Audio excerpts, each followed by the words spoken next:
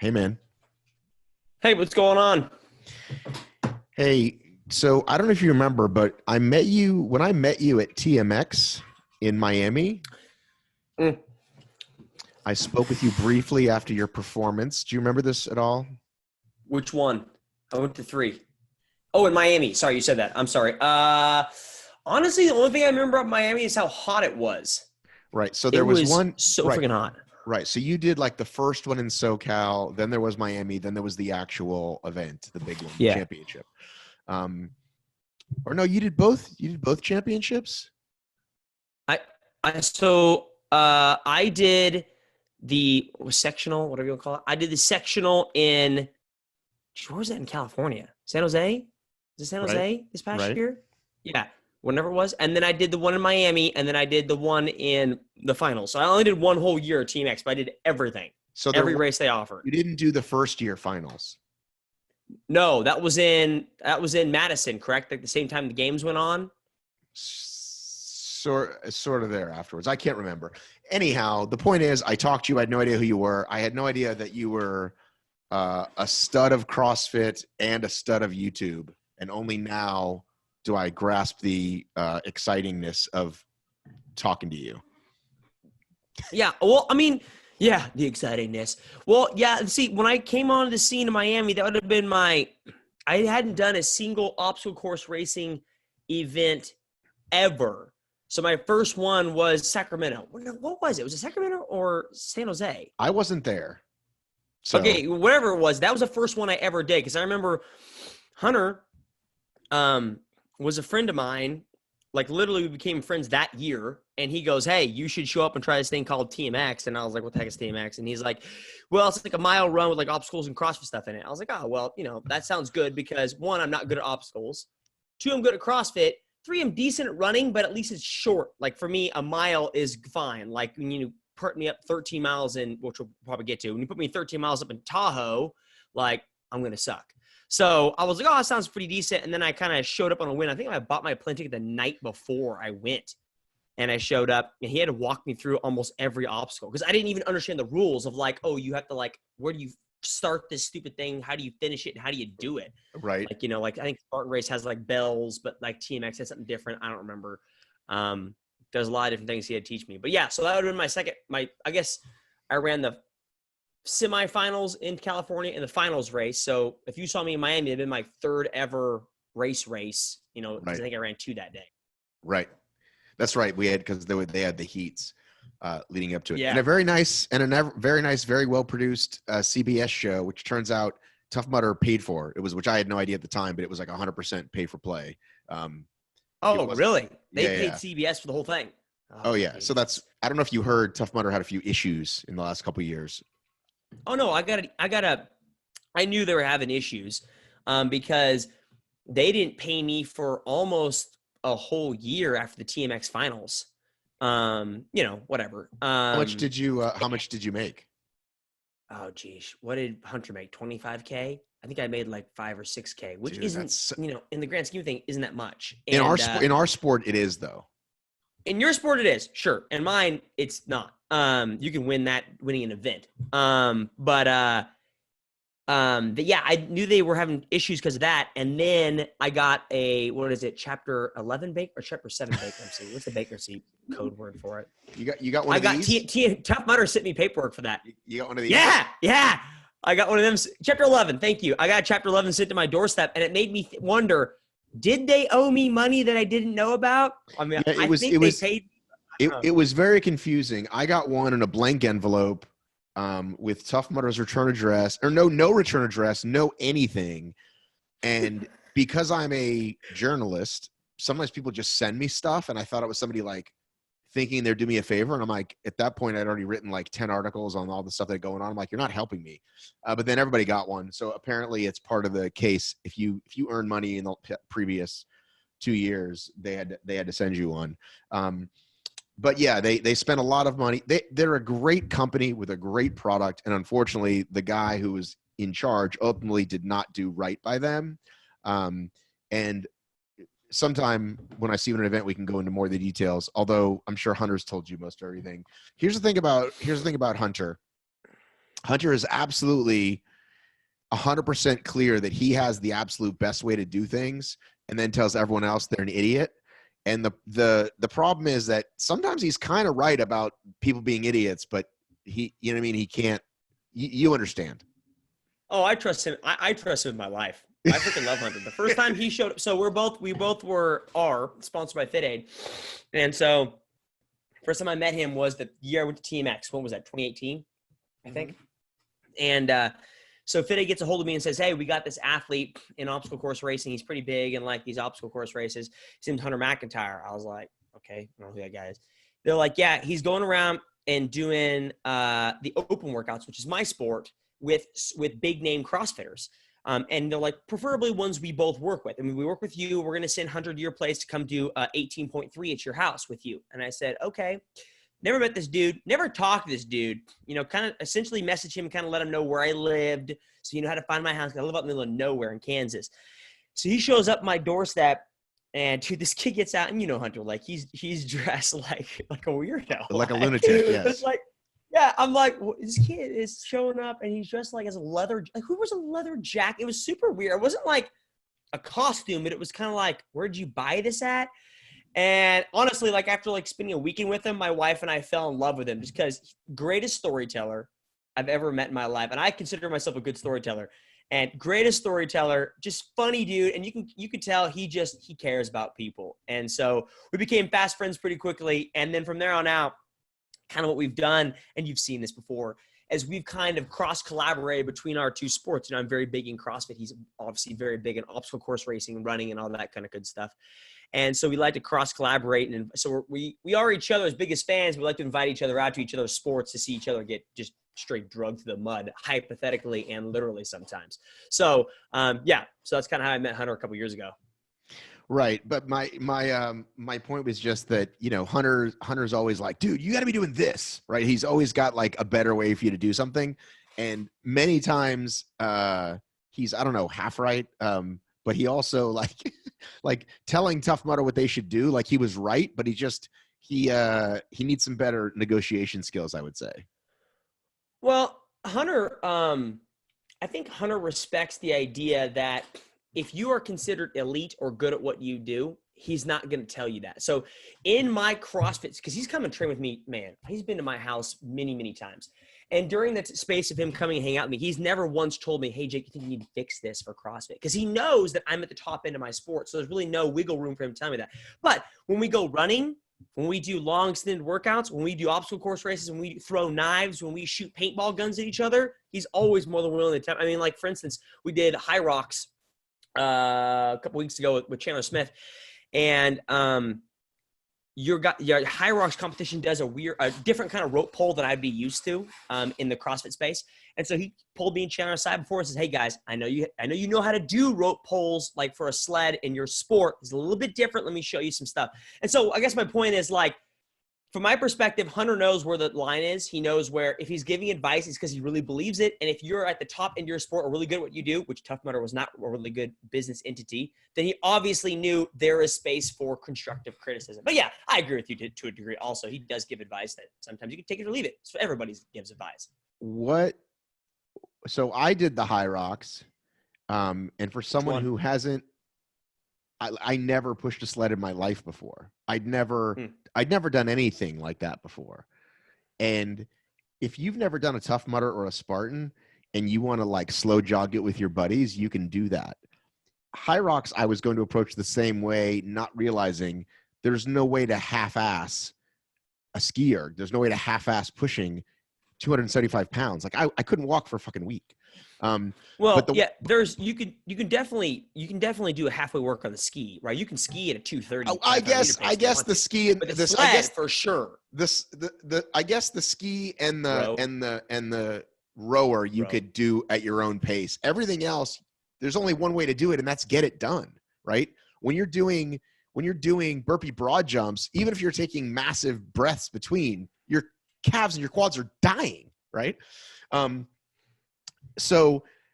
Anyway, what I was about to say was that I did learn pretty quickly with the sled pull that there's two like feet in that box that you could actually step rather than pull. Is that what he meant?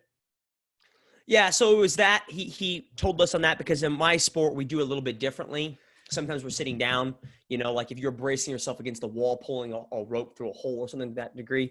But yeah, he made sure to tell us that, and then made sure to tell us how to wrap around your elbow. So there was some stuff that we probably would never have thought of. I mean, I'm used to pulling a sled, but that was something I wasn't completely used to, especially being that the sled pull was the third station, I think. So at that case, I've already run 3,000 meters. Like, that's way too much for my sport. Well, so let's definitely talk about some of that because I messaged. So I've gotten relatively tight with Armin, right? Armin is sort of what I do. Hammer. Yeah, Armin Hammer. Yes, Armin Hammer. There's only one Armin, really. And I said, is this appealing? Like, they clearly want to get OCR and CrossFit athletes. And I'm like, if you're trying to ask people, like, on one level, it seems like, well, it makes perfect sense. They just have to learn how to run a little bit. But on the other hand, it's like you said, like, you guys don't want to run and you don't want to do anything. And when I talked to Chandler a little bit in Tahoe, he said the same thing because it is great for both sports, quote unquote, when you guys come out and do it. But how would you suggest the Hyrox folks reach the CrossFit audience? Or do you think it's like a lost cause and CrossFit people are going to do CrossFit because that's what they live and die for? Well, CrossFit in of itself, you're trying to put a definition to it. Like, CrossFit in of itself is the cross of fitness, right? It's everything. So like when it comes time to train for the games in July, like what you watched Hunter do this past year, I'm biking, I'm swimming, I'm paddleboarding, I'm doing freaking everything. I'll go hang out with Hunter and learn how to do obstacles better. So that's the beauty of the sport, right? Is I have to be the best definition of CrossFit. I need to be mediocre at everything. So if you throw something out at me, I can do it to some degree of nature. So how can Hyrox make it a little more, enjoyable for CrossFitters? I mean, you said like you don't really want to run, and that is coming from my opinion, and probably coming from Chandler's opinion, and those are top level elite guys in our sport. So is that the same for everybody? Absolutely not. I have people that come to our gym, Cobra Command CrossFit here in Kansas, and they're runners. They're runners at heart. That's what they've done for years, and they found CrossFit and they enjoy it because of the community aspect. So, but if you took them and put them in a Hyrox, they'd probably smoke me. They'd love it because they have a running nature. So saying, oh, well, you don't like to run for elite level CrossFitter doesn't necessarily trickle down effect and say that, well, that's everybody in CrossFit. That's probably just a couple elite level guys. Now, there are elite level guys that go to the CrossFit Games, Lucas Hoegberg, Adrian Moonwa, that love to run. Like that's what because they come from a running background. Chandler does come from a running background. He just don't like it. I don't come from a running background. So if you're like, let's do 800 meter repeats for a CrossFit workout, perfectly fine. Let's run 13 miles at 9,000 feet elevation in the mountains. Hell no. But dude, that's the thing is that the Tahoe Beast is like the extreme end for us even. Sure. Like people have said for years, that should not be the Spartan World Championship because it's 13 miles, it's at elevation, it's nothing we ever normally do, right? There's typically these three distances in Spartan, short, middle, long. It makes a lot more sense to do either the short or the middle than this ridiculously long thing. But whatever, Joe DeSena is a lunatic and that's what he likes to do. And that's the kind of decisions he makes still for those things. One day it probably won't be. One day there'll probably be like a short distance championship, perhaps. Go ahead. I'm sorry. No, so we'll get to Tahoe, which is a whole nother experience. But this is certainly, like, to me, like 5K is not a lot of running. 8K is not a lot of running, but it's an enormous amount for you guys. Yes, correct. So, I mean, it different person to person. Like what I'm trying to say is somebody in my sport who's my level, that 8K may be fine. Sam Briggs from the female side, that'd be like, 8K, not a big deal. For Chandler and I mean, honestly, Chandler ran like 10 miles a couple days before. So Chandler loves to run. But Chandler actually mentioned it to me like his lactic threshold for his legs is a little bit lower than mine. So when you had to come back to the second station and push a sled, which sucked, and you build up that lactic acid, he couldn't flush it on that run. And so he struggled from station 2, the beginning of station 3, the run for station 3 onward. And it wasn't until probably like the lunge or the burpee broad jump where he felt a little bit better and caught up. So, but I think honestly, I thought TMX was the best because it had running. It was a distance everyone could do. Obstacles was sick. They had some CrossFit in it, and it was, on my mind, it was stuff I actually do, and it was spectator friendly because that determines the success of a sport. Like, I'm sorry, I'm not going to go to Tahoe. And when Hunter was like, hey, come see this race in Tahoe, he sent me the link for it. It was like via drone, via a guy running with a GoPro. Like, how can you have a successful business if you can't barely watch it? That's why all professional sports are cool, because it's like, I can watch the NBA live and it looks really good and I feel like I'm there. But, you know, some of these races are doing a good job. I thought Hyrox was pretty cool because, you know, they have probably terms for the areas, but you walk in the middle and you can see all these stations are all around you, and you can see everybody, and you can just walk from station to station and follow that person. Your That's family, your family can watch you do literally the whole thing. Yeah. That's what I thought too. That's the same way TMX was. I mean, okay, clarification. The sectionals, like the Miami and the California, not so much, but the finals was a perfect definition of that. You didn't have to do much walking though. I remember even on the other ones, you just do a little bit of walking. It wasn't a ton. Yeah, it was a little more than Hyrox. I mean, I remember the California one was a lot different because there was obstacles way on the other side of that park. Oh, but right. I thought the TMX finals was perfect because it was just like, you can literally stand in the middle and just see everything. You didn't have to move if you didn't want to. Right. You should, but you didn't have to. So I'm gonna tell you, I am not someone. The reason I've had Armin on the show a couple of times, the reason I'm having you on the show is I like to learn about these other sort of tangential to OCR sports, right? So OCR is clearly what we focus on here on this show, but I like to know a little bit about ultra, a little bit about trail, a little bit about CrossFit. So I'm going to tell you that I'm someone that still doesn't even get it, quote unquote, right? CrossFit. In that I enjoy watching someone excel, right? So when you see, you know, I forget her name, like the woman who dominated the snatches or whatever there at the end, or was it a deadlift? I don't remember. It was something amazing, right? At the end of the games last year. Mm-hmm. It might have been, it's probably Tia, right? Yeah, it's probably Tia. Tia right? Or Amanda Barnhart, one of the two, yeah. And you're like, holy cow, that's amazing. And not to sound stereotypical, but like, I cannot get excited about handstand walks. I cannot get excited about, handstand push-ups, which I know, by the way, you had an issue with one time. So that sort of takes me right out of it. Like, this isn't a sport. This is just this thing called CrossFit. And yes, you are the best at doing that specific thing, but it's not appealing to me. Sure. I mean, yeah. Well, the thing is, like, what Hunter and I have done over the past couple of years is, like, I don't care what you do for fitness. I don't care if you're some people's definition is, I want to wake up and run 5 miles a day. I'm sorry. That's stupid. That's mind-numbingly painful and a waste of time.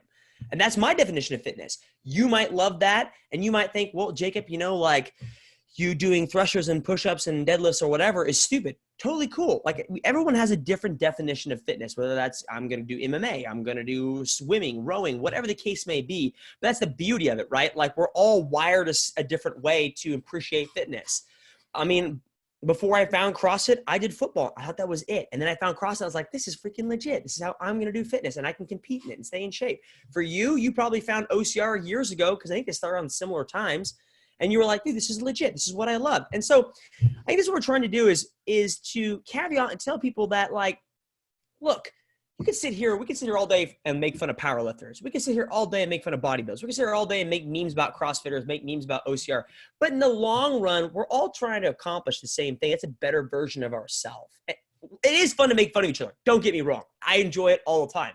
But when it comes down to it, like, you stay in shape because you like running, camaraderie for the Spartan races, which I saw when I got there. It was really cool to see. And so that's your definition of fitness, and that's awesome. So I don't know. It's just, for my sport, it's a little bit different than yours. Yeah, for sure. Yeah, and I'm not asking you to quote unquote justify it. I guess I want to ask you, Jacob Heppner, as an elite athlete who wants to be at the top of their game, it's not just because you want to be at the top of the game. You actually like it, right? Yeah. Right? Like you. I mean, this is a job. Like, it's like it, and it's a job. Like, it's both. Well, it wasn't always a job for you, though, right?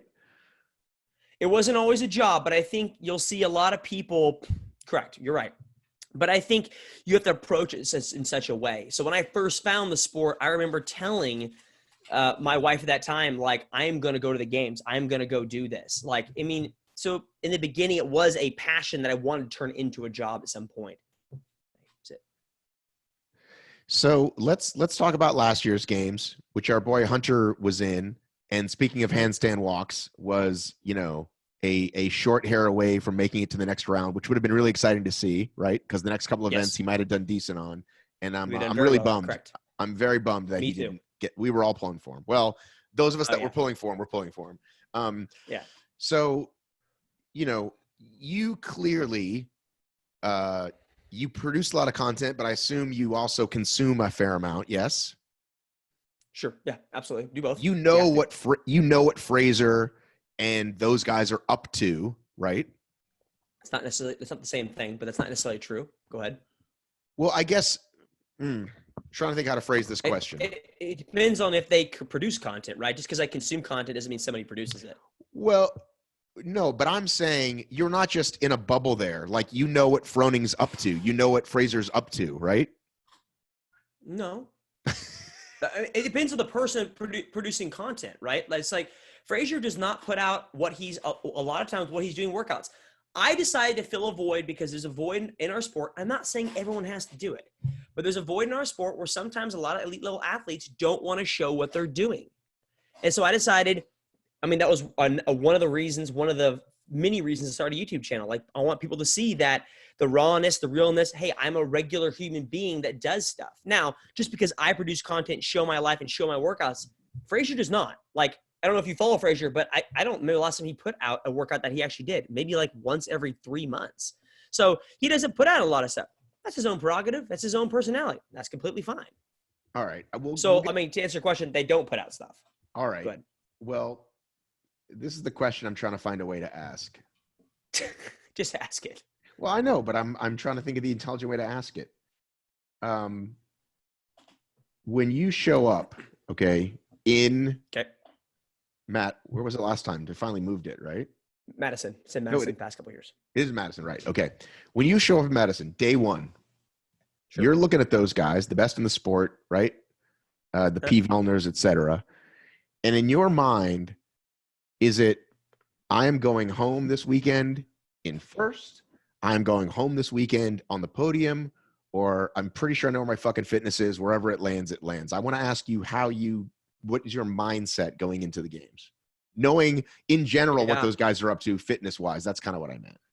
Oh, okay. That makes better sense. Okay. I should have just asked that first. Yeah. You were really specific, and I was like, I don't know specifically what he's up to. But yeah, good question. So I'm a realist. My bachelor's degree and part of my master's is in mathematics. And so I can approach it. I feel like I approach a situation in a realist sort of way. Like, I know what I'm capable of, what others are capable of, and, you know, like, where I fit in the grand scheme of things. Sure. Do I want to be first? Sure. Do I want to be podium? Absolutely. But I think as an athlete, you know what you put in during the year. I mean, any honest athlete should know this. You know, when Fraser comes to the playing field, he knows he's going to win. It's probably because he's going to win. Right. And I don't think it's because it's not because of the mindset you walk into it. It's because the work you put in for the year and you know where your gaps are at. He doesn't have a whole lot of gaps. Right. So as an athlete that comes into a sport, you know, like, God bless Hunter, but he wasn't going to get top 10 at the games. He wasn't going to podium, wasn't going to win. He knew that. I think that's what a good level of an athlete does. An honest, humble athlete should know where they fit into the grand scheme of things and what they need to improve at. Comes hand in hand. So what did you think in 2019? Yeah, I knew I wanted to be top 10. That was my goal. Every year I've improved. In 2014, I was 18th. 2015, I was 10th. 2016, I was 6th. And then I knew I wanted to beat, 7th. And so I knew I wanted to beat 7th. And so I beat it by one spot. We'll take it. 6th. So the new format, it, hate it? Indifferent. I understand what you're doing. I understand what they're doing. They're trying to grow their brand globally across the world. Same thing Spartan's doing by going to Abu Dhabi. Let's be real with ourselves. That's a smart move. But granted, along with being pulling in national champs to our sport, you're also kind of like, there's gonna be a lot of questions like, was this legitimate? Are we being inclusive? Like, for elite sports, being inclusive sometimes is the death of sports. You have to be really careful on how you approach it. I think they've done a good job. I mean, should they have announced it better and told people what they were doing better and communicated better? Absolutely. Communication is key when it comes to sports like this. But, you know, in the grand scheme of things, they're trying to grow globally, their sport, their brand. You know, you hear about all these countries that are now putting affiliates in, like Madagascar, that didn't have them because they want to go to the games. And that's cool. Like, I mean, like we mentioned previously, do I define that every nation needs a CrossFit gym in order to have fitness? Absolutely not. You can run. You can do all these different things. There's other stuff out there you can do. But would I like to see people doing CrossFit in other countries? Absolutely. That's because that's what I love. So, you know, there's a give and take to both of it. Is it cool? Yes. Is there bad sides to it? Absolutely. It happens with everybody. It's give and take. Do you think it essentially got to where it was going? Because we know these guys that live in a random country and they're not going to do that great, but they get to go and that's fine. It's just like the Olympics in many ways, right? Like you represent your country, but you're going to get smoked. Like the people that the guy that finished third last year at the Olympic trials, Jared, I think he finished 19th in the Olympics, but he's pretty fucking thrilled to go to the Olympics. But do you think the format worked in terms of like the top 10 probably would have been around the same people? Because isn't that the ultimate goal, is to get sort of the right as you make the funnel smaller, it produces a similar or different result. Yeah, but it comes down to a question. What is the purpose of the CrossFit Games? What is the purpose of the CrossFit Games? What's the purpose of it? To find the fittest on earth. Okay, is that one person or a group? I don't know. I've never really followed the team thing. Yeah. Well, no. I'm not talking about team. Is the purpose? If the purpose is to find the singular fittest person on earth, then it doesn't matter who the top 10 is, because it did that. If order matters, if you want to compare and say you're the third fittest in the world and order matters, then I don't know if it's good or not. I don't know. I couldn't tell you. It comes down. I mean, honestly, if you take the events, the only way to do this would have been take everybody through the whole week. Okay, make the cuts, and you know who top 10 is. But that everyone still does the workouts, even though they're not on the leaderboard, and then mix and match and throw the events around, see if you come up with a different leaderboard. That would be the only way to do it. Could you have done it? Absolutely not. That's the only way. Order matters when it comes to cutting workouts. So I did a video on this actually where I talked about in CrossFit, we go off what's called a theoretical hierarchy of movements. So at the base of fitness is nutrition. You can't outwork a bad diet, right? And then from there we go metabolic conditioning. And then from there we go gymnastics. And gymnastics isn't like muscle ups. Gymnastics is how you move your body in space and time, right? Then the next step is weightlifting. Now that you know how to move your body in space and time, how do you move a barbell knowing how to move your body in space and time? Snatch, very important. This is the basics for all CrossFit, by the way. Yeah, this is the base for all. You can find it anywhere. Not the games. No, I'm explaining because I actually watched your video on this. It was right after the games, and I remember thinking like, oh, I didn't know this before. So what you're describing to my listeners is the CrossFit Pyramid. CrossFit Pyramid. It has a more complicated name, but yeah, CrossFit Pyramid. And when you take it down and break down this CrossFit Pyramid, because the top one is sport. So the top one is sport. And the idea of that is, in the beginning when Greg Glassman created this, was take the fitness you have inside the gym outside the gym. Go do a Spartan race. Go do a Hyrox. Go do something outside the gym, right? That's what we're doing now. But I digress. So we have this order, right? Take nutrition out of it because we're not going to be measuring your caloric intake during the games. We're not going to count. Some idiot said they should do that. He's an idiot. Okay, so we have conditioning, we've got gymnastics, we got weightlifting, we got sport. That's how we're going to go through things, right? If you break it down and watch that video and you look at all the events leading up to the final cut, it actually somewhat follows that pyramid. We did a lot of running. We ran in the first event, 400 meters. Granted, you might think 400 meters is a joke, but for us, 400 meters is still running. It's still conditioning, right? We did legless rope climbs. Legless rope climbs is a gymnastics movement. How to move your body over space and time. Snatching, that's a weightlifting movement. That's event number 1. Event number 2, we rowed, conditioning. Movement number 3, push press, weightlifting. Movement number 3 was handstand walking, Hunter Field. That's gymnastics. And it followed, so in the first 2 cuts, it followed that pyramid exactly. And people complain, and everyone complains. I'm not going to stop you from complaining at all. Well, the heavy lift was too far in the week. Well, I hate to break it to you, but weightlifting is really high up that pyramid. Like that's almost like close to the sugar concept. You shouldn't be eating sugar, kind of like the food pyramid, right? And so it kind of followed the pyramid to a degree. Now, if you shift the movements around, does the top 10 change? guarantee to change. Guarantee you. I'm sure you can move it a certain way and guarantee I don't make it to the top 10. I guarantee it could happen. So did they find the fittest on earth? Absolutely. Did they find the fittest breakdown, the fittest like percentile, like every name to every number? Does it make sense? I don't know. Probably not. You can change it around and change up the numbers. What? Long-winded answer. We all know there's a giant payout for number one. What does it go down to in places? Does it pay top 10, top 20? Pays top 20.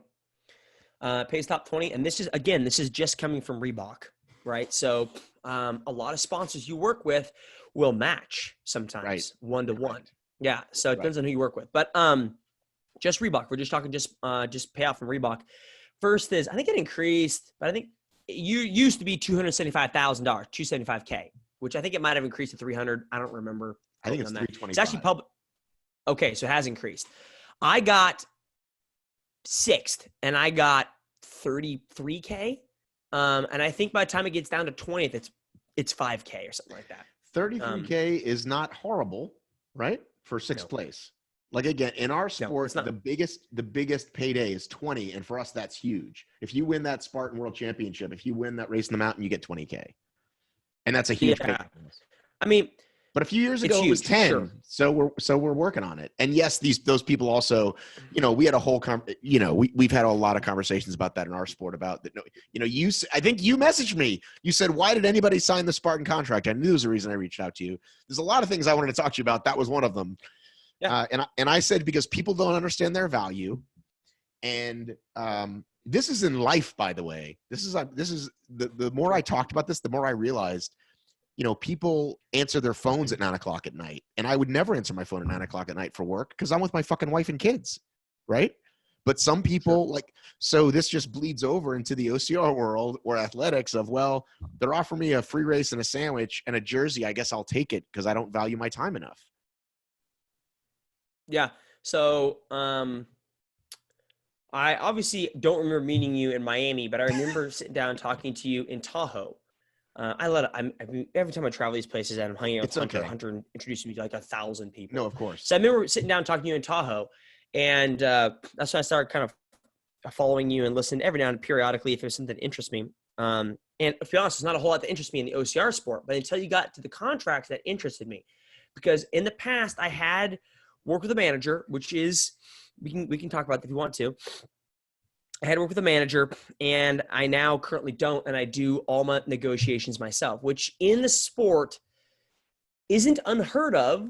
But if you are near the top end of the sport, it's a little bit unheard of. There's not many people that have been in the sport this long or have placed this high on average. And this isn't to pat me in the back, but have placed this high in the sport usually don't have a manager. And it intrigued me because it's something that's crossover between a lot of sports. And you're right. It is a crossover between a lot of sports, and it also comes down to value.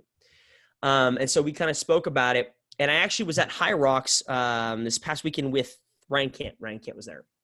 And I listened to your podcast where you talked to, 2 other girls on the podcast. They were separate females. And they talked about the Spartan contracts.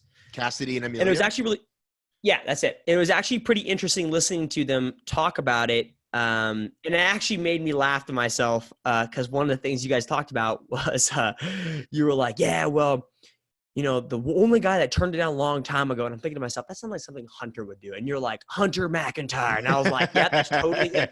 And he's smart for it. I think he's really smart for doing that. And I literally told him in Dallas, I was like, hey, I listened to this podcast. I was like, I'm proud of you for doing that. Like, that's super smart. That's why Hunter can do the things he does. That's why Hunter is the man he is, because he takes life by the horns, and decides to take it in his own hands and take his own chances. But yeah, I don't know how you want to talk about this, but we can kind of broach the subject and kind of go from there. Go ahead. So it's interesting. The reason people have managers is a few reasons, from my understanding. Sure. Number one, contracts are written in legalese, and you should probably get someone to help you with those. Two, sure, the athlete or the actor or the comedian or the singer or the talent, whoever they are, they want to focus on doing what they want to focus on what they do, which is whether it's being a great athlete, creating great content, making great music. I don't want to fucking haggle over money with the fucking Rice-A-Roni guy. So I got a guy to do that for me, just like you got a guy who's your accountant or your whatever. So it makes a lot of sense. You will find the anomalies out there. Like you'll hear an interview, on Marin or Howard Stern, and it'll be somebody super famous, and they'll be like, yeah, I actually never got an agent. I started faking it the first couple of years, and I've never gotten one. A guy like Bill Murray or somebody. So there certainly can be like whatever works for you. I think that there is a line to be drawn, right? Like if I'm only getting X, I can't afford to give that cut to anybody. But if I'm starting to make a little more, maybe it's not worth it to me in the short run, but it's worth it to me in the long run, because I don't want to be haggling, right? I don't want to be on a phone call. They did these group calls with 20 people in Spartan, and I'd be like, talk to my guy. I'm not going to be on that call and haggling over nickels, as Hunter likes to say. But it goes to show you that there's a massive disconnect in the value of what even Spartan thinks, because they say, we want to make this a global sport and we want to do this. But at the end of the day, they're not spending money on it, and they're spending money on a lot of other things. Hey, well, you want to make fun of people that, I'm trying to think of a good metaphor for your listeners or example, but like, for example, great example, Super Bowl. Super Bowl just happened, which I'm from Kansas City. I don't watch football, but the Kansas City Chiefs won, I guess. Hoop de la, whatever. Anyways, so Super Bowl was in Florida. Hoop de la, whatever. Anyways, listen. I think you're a big enough Kansas celeb. You could meet Mahomes. I think you should make that happen. Do some video content with him. That'd be sick, wouldn't it? Anyway, so the Super Bowl was in. I know, yeah, I don't watch enough sports. The Super Bowl was in Miami or Florida somewhere, and my wife and I looked at the cost of we look at the cost of the tickets, and the minimum was like $5,000. And Kelly goes, "Why is that so expensive?" And we looked up past prices, and they used to be $500 a couple of years ago. And I said, you know what? You want to be mad at the NFL for charging $5,000, but if they sell it out and they accomplish what they want to, and they get the marketing, the media they want to, then who are we making fun of? The people who buy it, or the smart company that decides to roll with the decision? Because everyone's going to do it. Same concept for Spartan Race. So yeah, you want to sit here and complain and be like, oh, we know I'm being taken advantage of and this and that. But kudos to the company that can pull that over people and they'll agree to it. If you don't like it, then call somebody out for their crap and change the situation. But if they're going to put out that option and people are going to sign the dotted line, who's the idiot? Well, it's been going on for years, and I said it earlier that was my joke. You could buy a pro athlete with a sandwich and a free race. Like, oh my God, like somebody's paying attention to me. But now that we have been around a few years, and they know that there's sponsorship dollars in place, and some of them are smart enough to like see behind the curtain and know what sponsors pay for X, Y, or Z. It was sort of this, like, a bunch of people woke up at once this year.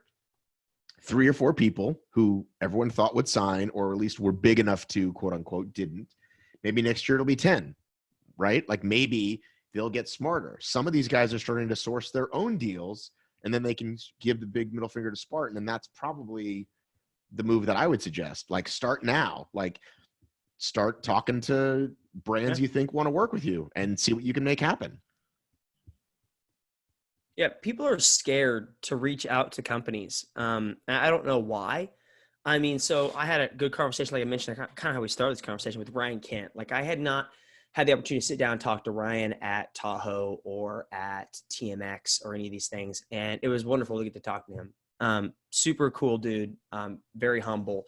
And it was fun sitting down and chat with him. So I already listened to your podcast about the Spartan contracts, and it interested me. So I decided to bring it up to Ryan and kind of talk about it. And I said, Ryan, because I didn't know I know Ryan's a big deal in Spartan Race. So I was like, oh, I'll ask him what his contract looks like. He'll tell me. And I was like, so, you sign, you get this, shirt or whatever to wear that has, I think the Spartan like sponsors on them. I was like, what do they pay you? He's like, nothing. Dude, I literally stopped myself. I was like, all right, I'm sorry. You're giving free marketing to somebody and you're not getting paid anything. And he's like, no. I was like, who signs that stupid thing? And he's like, well, and let me caveat and clarify this, that if you are just a hobby Spartan racer, or if you are someone who just started the sport or is unknown or not well known, that's totally fine. This is not probably a conversation for you. But if you're someone like Hunter McIntyre or like Ryan Kent, who's super huge in the sport, and you're signing your likeness away and your branding for somebody else for free marketing, that's ridiculous. But again, the concept is kudos to the company that offers that, and that you signed lowballed you and you took it. Listen, I'm a business owner, and when I hire people, there's a negotiation. The video editor, the whatever. So I do get that, and I've said that multiple times. And here's the thing. Apparently, I say "here's the thing" a lot. I'm trying to say that less. I don't know. Do you have any phrases that people get onto you for using in your video?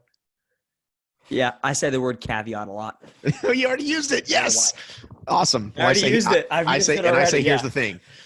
So, and here's the thing. Most of those racers know who they are. I did it again. There's 200 pro teamers. And of course, that's a ridiculous argument in the first place, right? There shouldn't be 200 pro teamers. But for the 200 pro teamers who are essentially ambassadors, they are thrilled for the free race and the sandwich and a discount on fucking Beat Elite. Like, they're thrilled. Totally cool. But those top 5, and you know really well the difference between top 10 and top 5 and top 5 in the podium, massive, right? So when you got those eyes and ears on you, you have got a lot of negotiating power. And, once upon a time, likeness kind of didn't matter. They weren't selling figurines, right? Even when Spartan started in 12 and 13, but now literally they put, Ryan Woods on the size of a life-size poster that's as big as the venue when you walk in, right? Like, that's your face, bro. So these guys got to start getting wise. And so Ryan Woods and Ryan Kent and a couple of other athletes said, no, thank you. It turns out Cassidy and Hunter had already said no, thank you, but Hunter had way more to give up. Like, Cassidy was great, but she wasn't who Hunter was, right? But Hunter just laughed and said, you got to be crazy. So the top folks, the problem is they feel like they have no choice because there isn't another Spartan, right? Tough Mudder tried to do the sponsor athletes thing, but it didn't really work. But if there was a competing company, it would help drive prices up, right? Like when the USFL came in, they were like, we'll pay people $2 million a year. And people were like, hell yeah, right? So, I'm wondering how it is on that side, considering CrossFit really doesn't have competition. I mean, I know there's like some non-CrossFit, there's like an international federation of whatever, but I guess that's my question is, has there been like haggling with sponsors, or sponsors just know like we're going to shell out big dollars for the top people? Yeah, well, there's haggling for sure. There should be, right? So like if I own a company, which I own a couple companies, and I want to sponsor an athlete, I'm not going to give them my best offer unless I know this is the best athlete out there. Like, I'm sure when it comes down to it that like a Matt Frazier or a Tia, like they're going to get pretty dang near the 95th, percent of that offer. They're not going to haggle around and send them a 70% offer when they know there's more on the table, right? So there's haggling in any sport. I think the difference between our sports, there is a lot more money in CrossFit than there is in Spartan Race. I don't know why, personally. You guys have so many events. It's ridiculous. But I think it's just because we pulled in large sponsors in the beginning, like Reebok. You guys got large sponsors, but some of the sponsors that cross over to your guys' companies, like FitAid, isn't the largest sponsor in our sport. For you guys might be big, Beat Elite might be big, or some of these companies, but if they cross over to our sport, they're not that huge compared to like the title ones. How many people go to the games? No, geez, dude, they look it up. It makes a crap ton of money. It's I guess I'm just trying to think numbers wise, because I happen to know that Spartan had 400,000 finishers the last few years. Okay. That's just finishers. That's not family members showing up to watch them. That's not a small number of people. No, that's a lot. And you know what? Like, it's different because a lot of your folks can go there and compete. Whereas for us is like, in years past, not the new season, but in years past it was 40 men. 40 men showed up to compete, 40 women, 40 teams. That was it. So you're talking like 80 entities plus 40 team members, And so it's not that many people. You have a lot more that come to a Spartan race. Absolutely. But I think what the difference is like in the beginning, I don't remember when they offered it, but $275,000 for first place is a lot of money. And I believe they offered that like 2010, 2012. I don't remember when that first came in, but it was like early in the sport. And who was paying? Who was paying for that? Who wrote that check? That's a good question. I don't know that exactly. I know now it's Reebok, but I don't know if it always came from them. I can't speak to that intelligently. I might get it wrong. And I'm not going to speak intelligently on when it started. I know it was around that time, but some viewers are going to be like, he's wrong. But I mean, that's a huge amount of money. Whereas, you're offering your best race is 20K, right? We have separate standalone events that aren't even like they can qualify you to the game. It's like a stepping stone to the games that are offering 50K, 80K. And where is that coming? Where is that coming from? Like Whataburger or Granite Games? Where's that money coming from? Sponsors, attendees? Like, where's that money coming from? Yeah, sure. Probably sponsors, right? So like Whataburger has like a festival area. I'm sure there's a lot of different ways that money's coming in, but I'm sure it's coming from sponsors want to be involved, title sponsors. And that it's coming from, first of all, it's coming from Dubai Fitness Championships, which is in Dubai. And so they have a lot of money regardless. But like, these are just stepping stone events that are a major event, and you're talking just 2, 3, 4 times as much money there as compared to Spartan Race. It's just the pull for that is huge. Now, I want to caveat. I want to clarify and caveat and say that we don't do it for the money, right? Like you don't do it. Frazier and Noah Olson and Patrick Vellner and Brett Fikowski. Sure, is the money nice? Does it allow us to continue our lifestyle? Absolutely, but you don't do it because at the end you want to win $275,000 or whatever it is this year. You do it for the title. It's the passion for the sport and the title that you're looking for. Is the money helpful? Yes. But I mean, if you take the money we win during the year and extrapolate it over the course of how much time and years you put into it, the same can be said about your sport. You're making pennies. You're not making that much money. The time you put into this and the effort and the sacrifices you make for, maybe you win 50K in a year is so small. No, dude. But it's the fact that you're passionate about it. Right. And unfortunately, Spartan has convinced these people that just covering their travel is like enough. Like, well, we're going to pay you this much. And it's like, yeah, but I have to get myself to these 5 events or these 7 events. So I make nothing.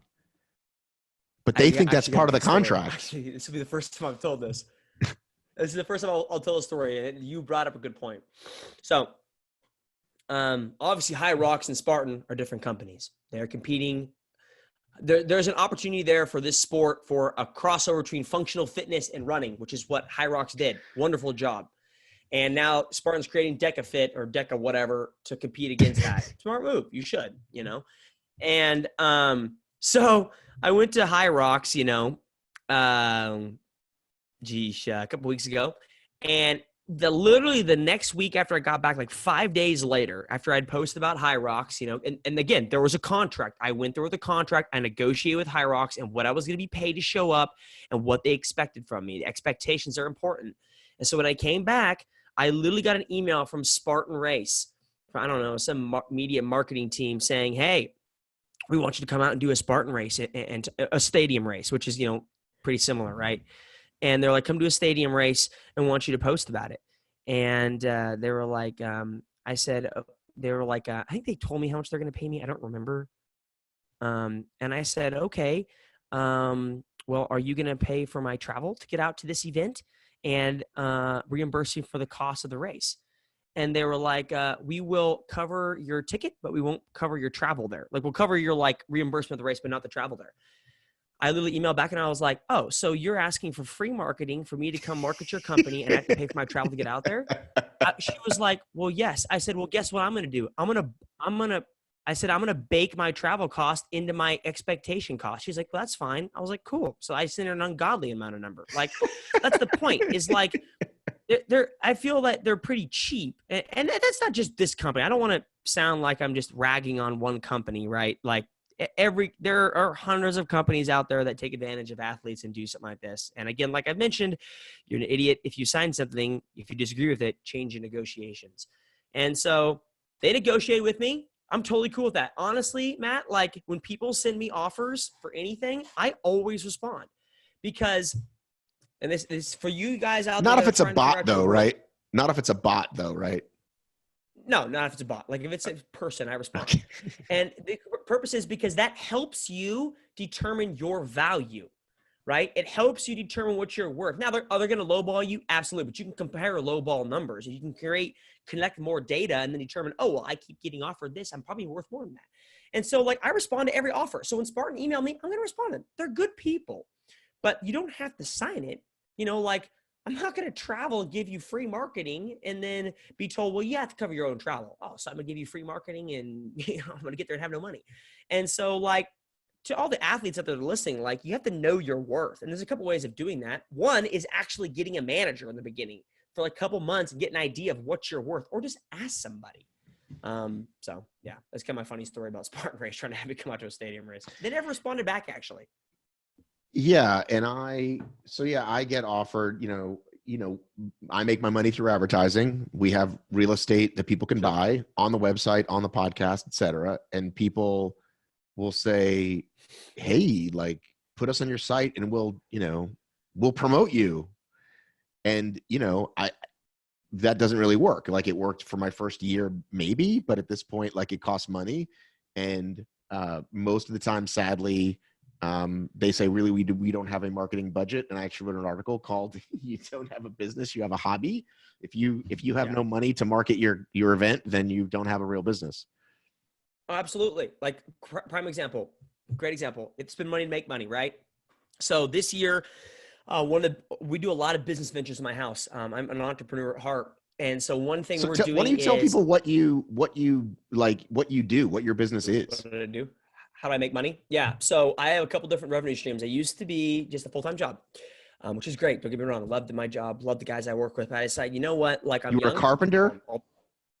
I was a project manager for a web development company. So close. And yeah, it's close, very close. I was close to Jesus from being a carpenter.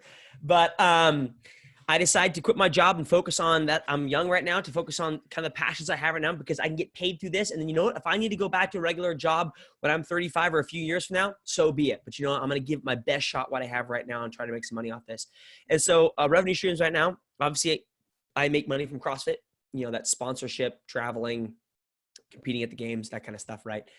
I make money. I have a programming company online called Midwest Made, which is essentially you follow along and do my exact programming I'm doing. You're just a week behind me. So you have a website for that.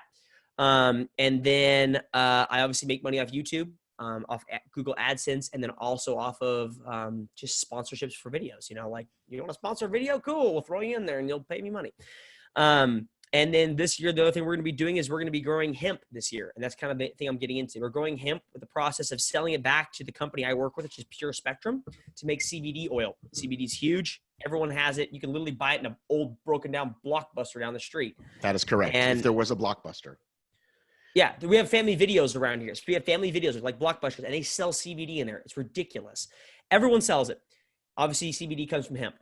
And so I started a YouTube channel about we're going to be showing everything from the process of how we're growing hemp from the ground up. I'm not a farmer. We're going to show everything for people to go like how to grow hemp from the perspective of an elite athlete that doesn't know how to farm. But I own like 10 acres of land around here. And so obviously I started a business. I started Heppner's Happy Hemp. I have an LLC. I've got a YouTube channel. It's going to be a business because it's going to be a transaction with Pure Spectrum. I'm spending a lot of money in marketing behind that. I don't make a lot of money off this right now, but I spend money, and people have to understand that. Like, if you want to be an actual real company in marketing, unless you have just organic growth, which is awesome, which I don't have, you have to spend money to make money. That's what exists, but people don't understand that. They think, oh, just get word of mouth, which if you do have word of mouth and it works well for you, if you're a mom and pop, that's great. But like in the world of social media and marketing, it's expensive, but it's necessary. It's a necessary evil. Marketing's evil. Well, I always say, like, how I heard it once, like, because I'm in sales, right? I've kind of always been, but sales is only slimy if you make it slimy, right?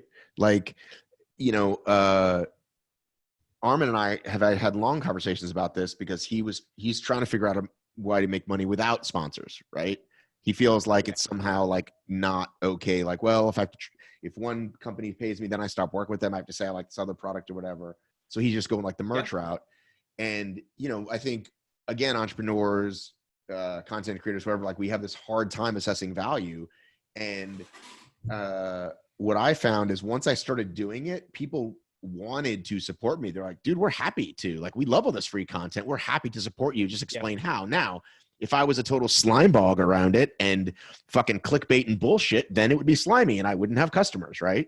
So I wanted to ask you, though, because a lot of people consider themselves content creators, right? They're like, I can turn on my camera and put up a YouTube video, especially in the fitness space. Sure. Do you have, are your goals around, you know, quality, quantity of episodes? Like, I want to be at this many subs in 3 months. Like, like, how do you judge sort of putting time into that versus being an athlete? Yeah, good question. As an athlete in any sport, you should be very real with yourself and cognizant of the fact that you are one injury possibly away from never competing in your life. Now, hopefully as an athlete, you will have a smart manager, or you're smart enough to surround yourself with sponsors that like you for you, not for the fact of what you can do on a competition floor, right? They want you. And I decided a couple years ago. It helps if you win, though. It does help if you win. Absolutely. But if you don't have the great attitude and you're not providing content and you're not like a likable person, then why do I want to sponsor you when you're done winning? Because what comes from that? Like, what benefit do I receive from a winner of any sport out there after they're done competing? No one wants to follow them unless they provide value. You have to be providing value to people in order to be necessary for a company to work with you. So I decided many years ago, a couple years ago, that kind of look forward in the future. Like, okay, when I'm done competing, whenever year that looks like, how do I stay invested and involved in a sport in such a way that I can still provide content, provide value, and also keep some of my sponsors, or stay relevant and viable in the sport? And one good example of someone in our sport that's done that is Jason Khalipa. Jason Khalipa, done competing. He was very big. He's an OG. He's been around for a while for the CrossFit Games. Did very well in the beginning of the CrossFit Games and then kind of stopped. He had a family. He had a bunch of businesses. And he's done a good job of branding himself and still staying in the sport with podcasts, kind of like what you're doing with podcasts. He runs multiple CrossFit affiliates and is a great entrepreneur. And I kind of looked into that and decided, you know what? I don't want to own a CrossFit gym. I don't have that passion. I don't have that draw to give to people like that. But what I do have a passion for is creating content and doing all these things. And so, I decided to start a YouTube channel with the purpose not of making money, not of I want 3,000 subscribers in a month or whatever the case may be. It was the purpose of providing raw, unfiltered content to people to see what the life is like of a CrossFit Games athlete that isn't all like the perfect photo of my selfie on Instagram. Like, it's the raw life. And doing that, I started realizing that it's setting myself up for success later after the sport. My goal is, once I'm done with the sport, I want to stay viable in the sport. I want to go still do camps.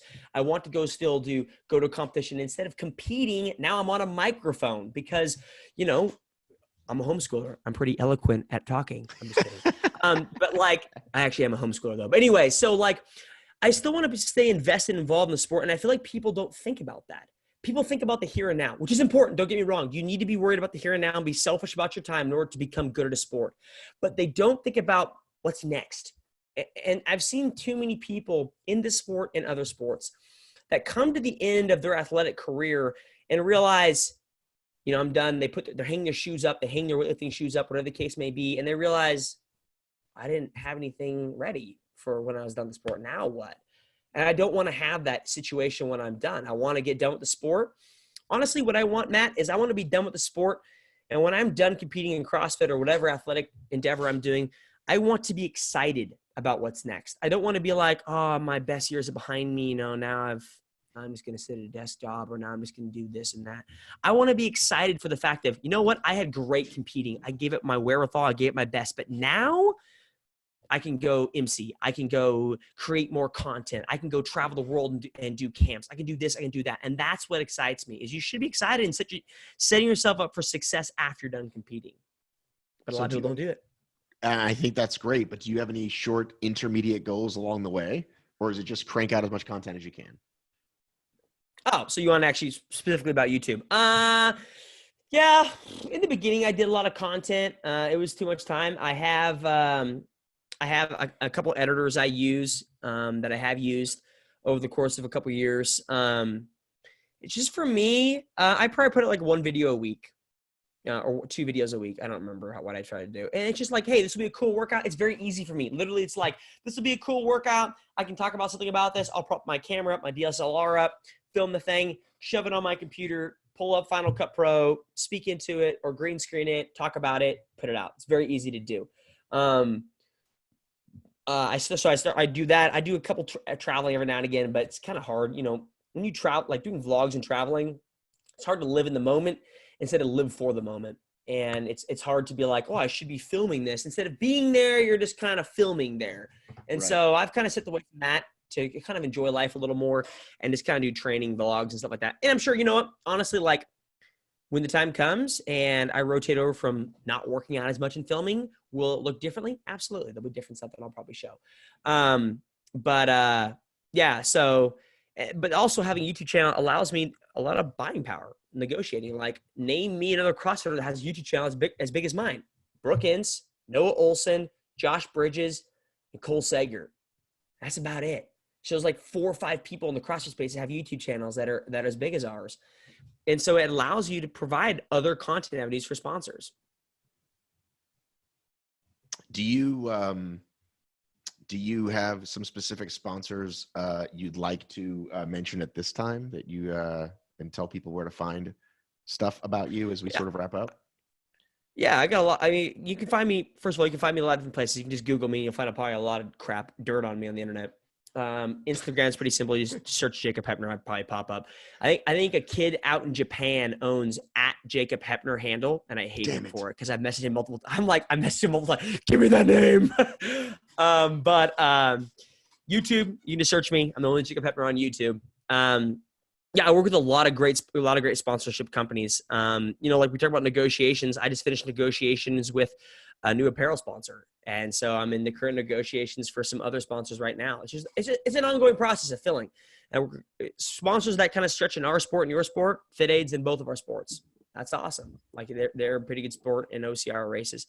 You know, I work with FNX sponsor. FNX is a good sponsorship. There's a lot of them. I work with a lot of good guys and companies. And that's the beauty. I guess one last point is that's the beauty is like, if you don't have a manager and you work with them one-on-one, if you are a sponsorship of me because you have a small company, you work with me, you call me to complain. And people like the interpersonal communication between two people.